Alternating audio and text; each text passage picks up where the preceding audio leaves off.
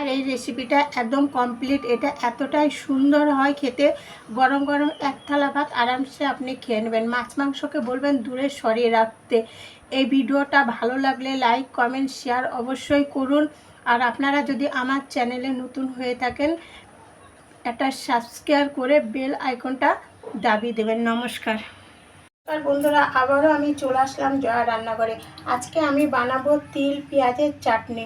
তো তার জন্য আমি কড়াইটা গ্যাসে বসিয়ে দিয়েছি। আমার কড়াইও গরম হয়ে গেছে।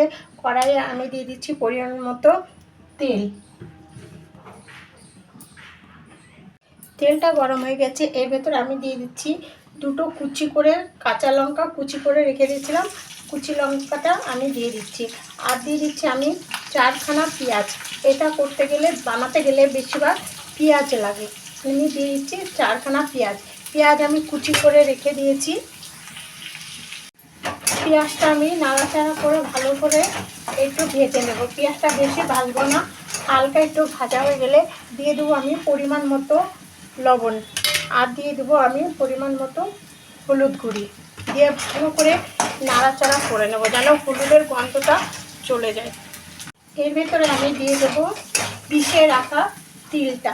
তিলটা আমি আধা ঘন্টা ভিজিয়ে রেখেছিলাম, রেখে আমি মিক্সিতে ভালোভাবে বেটে নিয়েছি। মিক্সির বাউলেও অনেকটা লেগে আছে। মিক্সির বাউলে অল্প একটু জল দিয়ে আমি এটা ধুয়ে দিয়ে দিচ্ছি। জলটা আমার শুকিয়ে এসছে। আমি এতে দিয়ে দিচ্ছি অল্প একটু চিনি।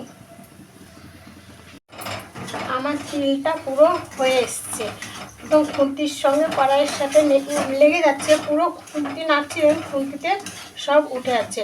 আমার তিলটা হয়ে এসছে। তিলটা এবার আমি নামিয়ে নেবো। আমার পেঁয়াজটা একটু কম হয়ে গেছে, আর একটা পেঁয়াজ দিলে ভালো হতো। আপনারা পরিমাণ মতো দেবেন। এবার গ্যাসের চুলোটা অফ করে দিয়েছি, দিয়ে আমি এবার তিলটা নামিয়ে নেব। আমার পুরো তিল কমপ্লিট।